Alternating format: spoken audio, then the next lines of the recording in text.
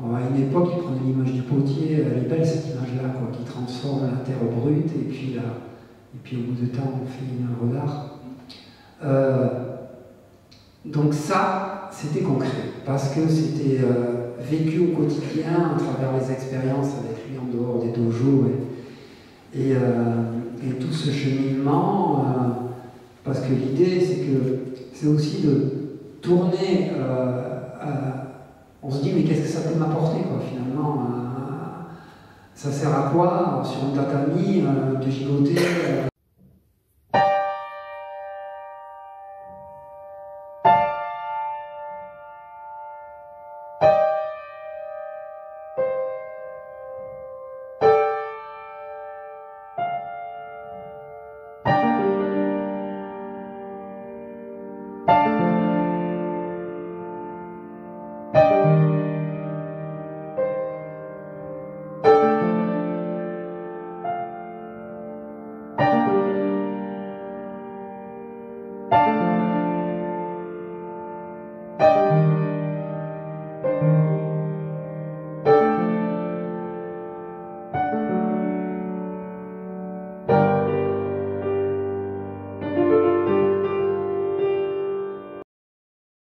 Une question que je vous pose à tous, est-ce que depuis que vous pratiquez l'aïkido, vous avez noté des changements dans votre façon de vivre? Est-ce que vous avez réussi à amener l'aïkido au-delà des quatre coins du tatami?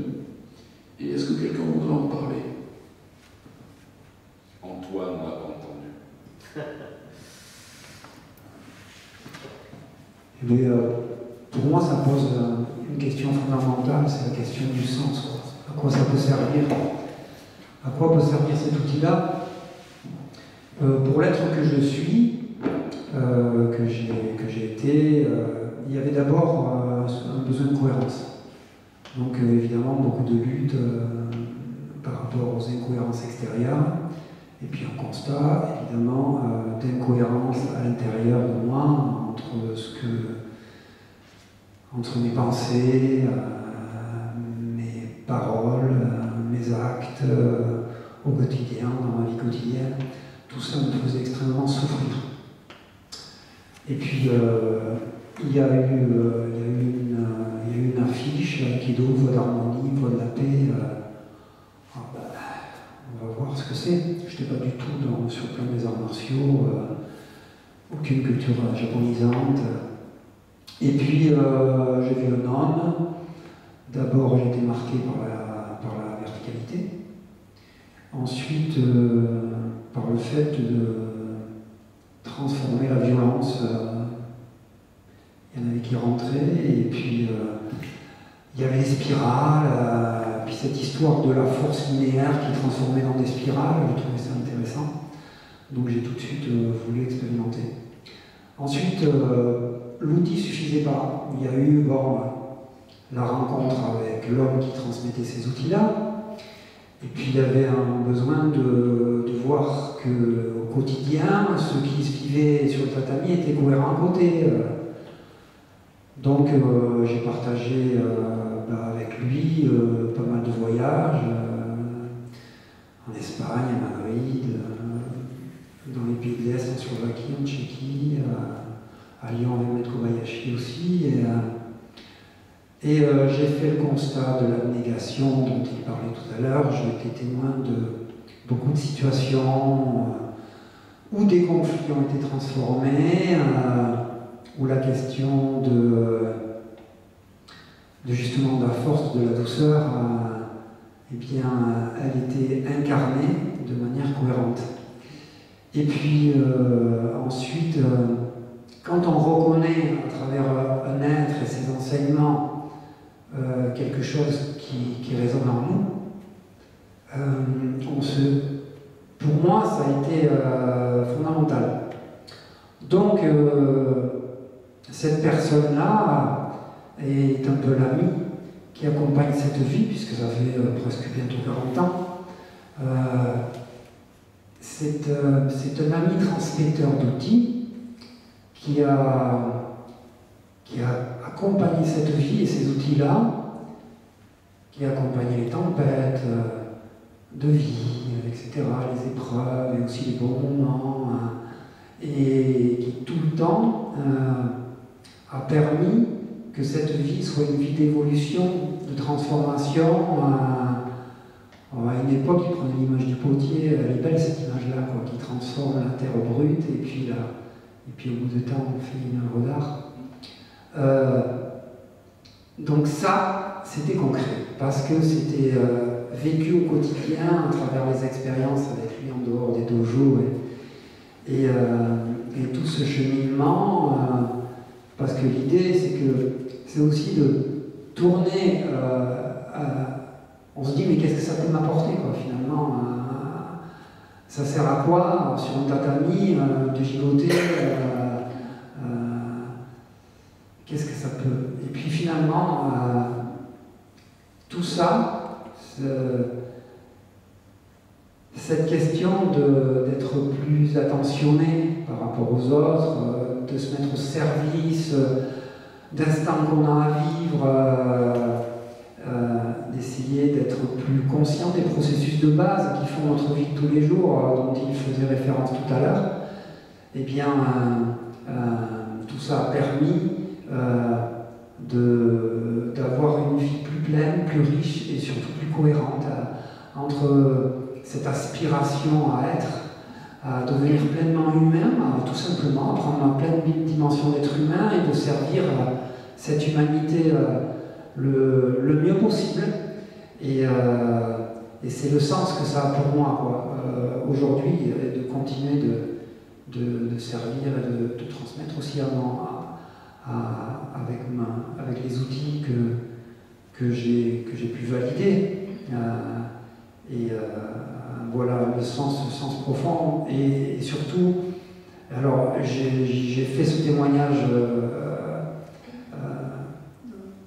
à plusieurs personnes ici, mais je le redis encore, j'ai vu un reportage où en fait, et ça pose la question de la technologie tout à l'heure, qui faisait, d'abord il y a eu un constat, c'est que dans les villes, beaucoup de personnes ont des accidents avec les transports en commun, parce que souvent les gens sont avec leur smartphone, et parfois même avec des écouteurs, ils sont coupés, et donc il y a beaucoup d'accidents avec les transports en commun.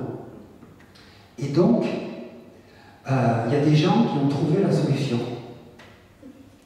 Des gens et la solution est que, et donc il y a une fille, je ne me souviens plus le nom, mais qui fait cette expérimentation-là, c'est-à-dire qu'ils mettent des capteurs sur les bus, et il y a une application que les gens peuvent installer sur leur smartphone, et vous pouvez vous balader dans la rue, et si jamais le bus arrive et boum, le smartphone vous prévient.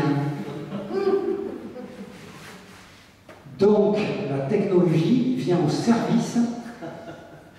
Finalement, plus besoin de bioconscience alors. Et bien, je me dis, mais non, c'est pas possible. Où va-t-on? Oui, au Japon, ils le remettent. Oui, merci. Au Japon, ils le remettent pour les passages piétons, c'est lumineux au sol maintenant, tu vois. Ah oui. Oui, tu vois, tu peux le faire.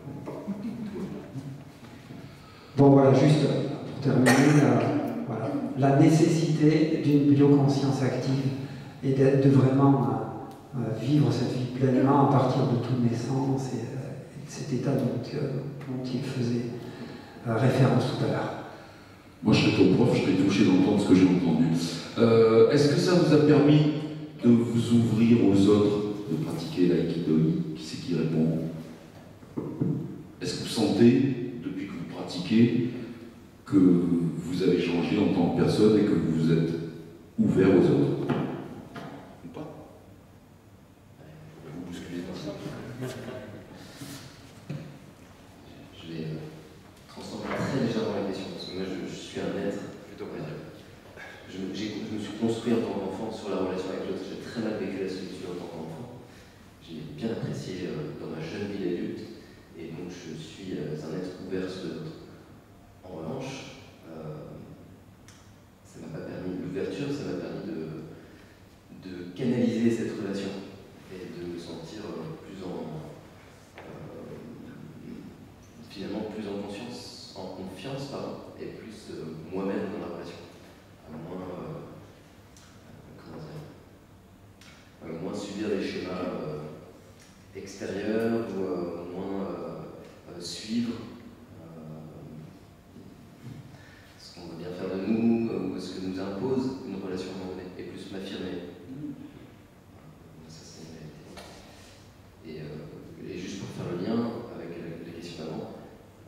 la traduction aussi concrète, parce qu'elle est intimement liée, moi, à un changement de vie. J'étais beaucoup dans un métier de communication, un métier très cérébral, et je suis passé à un métier extrêmement concret où je maraîchais debout, à genoux, dans des positions extrêmement sollicitantes pour le corps.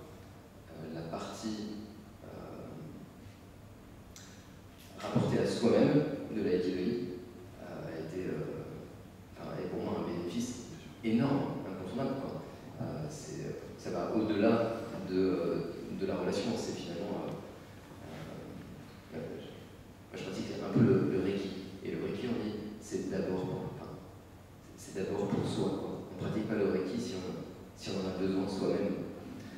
Voilà, j'ai envie de dire, on ne pratique pas l'aïkido si on n'est pas comment dire, évidemment que ça peut aider, mais si on n'est pas pleinement dans l'application de cet ensemble de valeurs, d'idées et d'application concrète de ces idées pour soi-même, quoi. Et dans la position au travail, dans la relation avec les animaux, parce qu'on travaille en traction animale, etc. Ça m'a profondément aidé. Voilà. Et est-ce que la pratique de l'aïkido vous a amené plus de confiance en vous? Oui. Mais encore. Alors, ça a amené plus de confiance en toi, ça veut dire confiance. Pardon. Ça veut dire que tu appréhendes moins, là où on sort du cadre du dojo, tu appréhendes moins tout ce qui nous attend aux uns et aux autres dans le courant d'une vie normale, quoi. Tu abordes ça avec plus de courage? Confiance, tranquillité. Tranquillité. Et j'ai constaté, ça fait, voyons, 13 ans, je crois, que je pratique. Et j'ai constaté une vraie transformation de mon être, moi, personnellement, et dans la relation avec les autres. Et je constate au quotidien, constamment, des relations saines, où je suis attentive. J'essaye, attention, hein, mais je vois une évolution faramineuse, une transformation. Il y a quelqu'un d'autre qui s'est senti comme ça transformé depuis qu'il pratique? Ne me dites pas que je suis là. J'ai envie de dire tout le monde, je pense. On ne peut pas lire dans les pensées, mais à partir du moment où on a recherché quelque chose qui est de l'ordre d'une voix, on ne peut pas, j'allais dire, en sortir indemne. Et moi, je suis comme tout le monde, quand j'ai commencé, j'étais timide, nerveux, manque de confiance totale. Un jour, on se retrouve, on passe des étapes, et maintenant, j'enseigne à des gens, et là, je prends la parole en public. Et à l'époque où je démarrais, cette chose-là était vraiment impossible pour moi. Donc, oui, transformation, évidemment. Et puis, j'ai envie de dire, comme beaucoup, c'est l'histoire de rencontre. Donc, moi, c'était une rencontre amoureuse, je vais pas raconter ma vie, et donc la personne m'a dit, oui, si tu veux qu'on se revoie, et demain, moi, je suis dans un contexte, je fais de l'aïkido. Moi, à l'époque, je faisais un sport collectif. J'étais content d'aller jouer au foot avec les copains, mais il manquait un truc. Bon, tout ce que je connaissais, c'est judo, karaté. Je dis, on verra à la rentrée, cette personne nous parle d'aïkido. Bon, bah écoute, si tu veux, demain, il y a une compétition de judo à tel endroit, et puis à l'entracte, avec mon prof, on est plusieurs, on fait la démonstration. Bon, bah écoute, je viendrai. Alors, ça a été magique. J'ai dit, mais oui, alors la prof, on va discuter, et puis autour d'un bureau, bah, elle vient me voir cette semaine. Et puis j'ai démarré, j'ai jamais lâché l'affaire. Et donc c'est l'histoire de rencontre aussi, je crois. Charlotte. Je ne me rappelle pas ce que j'avais dit. Quelle était la question? Essayez au moins de participer, même si tu as vu la question, tu es là, tu es présent, c'est bien. Je ne sais pas si c'est la confiance. Je pense que ça peut contribuer à la confiance, oui, ça peut contribuer à la confiance. C'est comme si il y avait plusieurs rideaux, plusieurs voies tout autour de mon être, et je me suis rendu compte que j'avais un rideau très très épais. Ça, c'était le jugement constant vis-à-vis de moi-même. et le fait d'être sur le tatami en relation avec les autres, même si la frustration peut toujours être là, et même si Marie doit trouver, je suis toujours dans le jugement, moi je trouve que j'ai fait un bond immense par rapport à ces jugements de valeur négatifs vis-à-vis de moi-même. Et en fait, en faisant ça, je trouve que ça, parce qu'en fait, ça fait une partie de l'ego, quoi. C'est l'humilité est plus douce. C'est l'expérimentation sur le tatami et dans l'accueil. Et je pense que ça aussi, c'est ce qui m'a beaucoup aidé sur le tatami, c'est de pratiquer avec des gens qui n'étaient pas dans le jugement de ma performance ou l'autre, et n'étaient pas non plus dans l'acceptation de mon niveau. Donc j'avais compris que le mot acceptation était même presque un jugement de valeur en soi. Ça veut dire on va accepter ça, on va l'accepter comme elle est. Non, c'était dans l'accueil de qui j'étais. Et dans cet accueil, ça m'avait donné le courage ou la confiance d'évoluer à mon rythme, même si c'était un rythme qui n'avait rien à voir avec le rythme des autres. Donc moi je trouve ça très chouette et oui, ça doit contribuer à la confiance en soi. Avant de conclure avec Daniel, j'aimerais entendre le son de la voix de M. Barbier. On t'a pas entendu. Ça, t'as pas bataillé pour attraper le micro. Oui. Tout à fait. Ça t'apporte quoi cette pratique de l'aïkido? On va dire que par rapport aux autres personnes ici présentes, j'ai une expérience d'aïkido assez faible. C'est-à-dire que j'ai principalement, j'ai commencé par la voie du zen avec Daniel, que j'ai rencontré il y a pas mal d'années maintenant, 18 ans, quelque chose comme ça. Et puis ensuite, j'ai pratiqué surtout le Reiki Yoga. Voilà. Enfin, j'ai commencé par le zen, après j'ai eu une période où j'ai levé le pied avec le zen. Moi, j'habitais loin aussi du groupe, j'étais à 1000 km. Et donc du coup, je venais seulement pour des retraites. Et puis à un moment donné où j'ai eu besoin de lever le pied un petit peu, c'était beaucoup pour moi. Et dans cette période où je venais plus en retraite, et j'étais trop loin pour venir m'asseoir une fois par semaine, par exemple.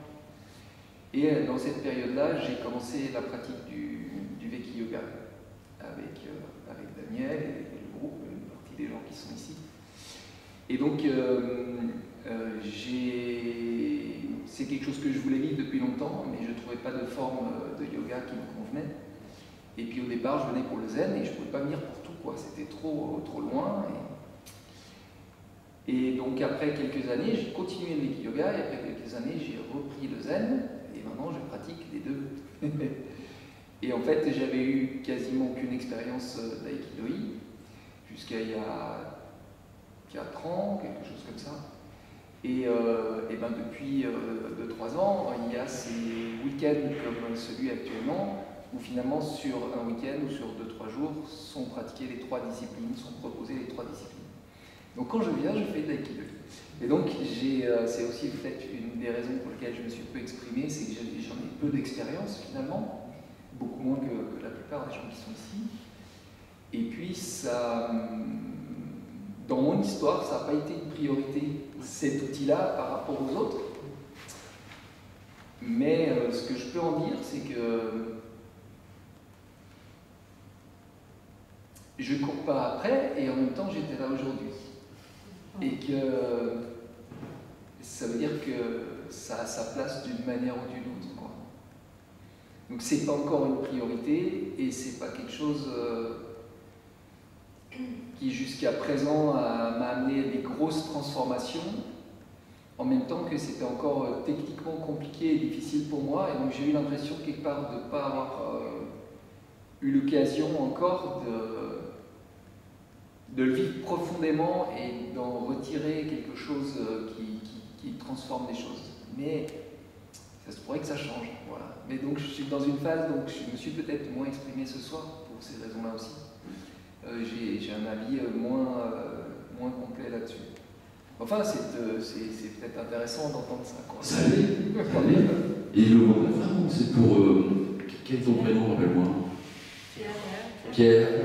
Je ne jette pas la pierre, Pierre, mais j'aimerais savoir ce que ça t'a apporté, la pratique de Parce que, si j'ai bien compris, tu débutes. Oui, tout à fait. Alors ça m'intéresse d'avoir l'avis de quelqu'un qui débute.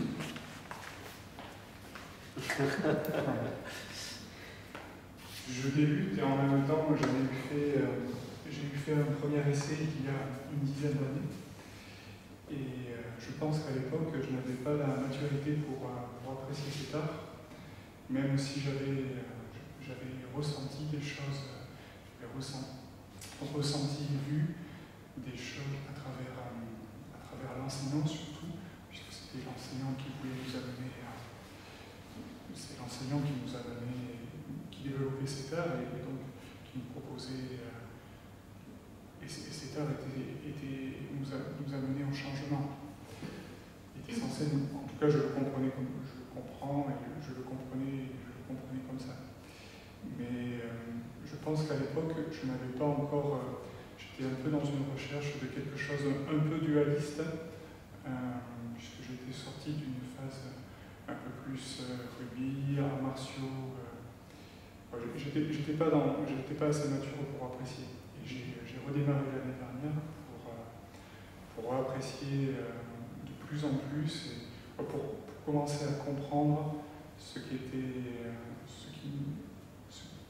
Daniel voulait nous enseigner, en tout cas percevoir déjà un changement intérieur et oui, je dirais apprécier pour maintenant, personnellement je n'ai absolument pas envie de m'éloigner de cet enseignement, bien au contraire. Merci Pierre.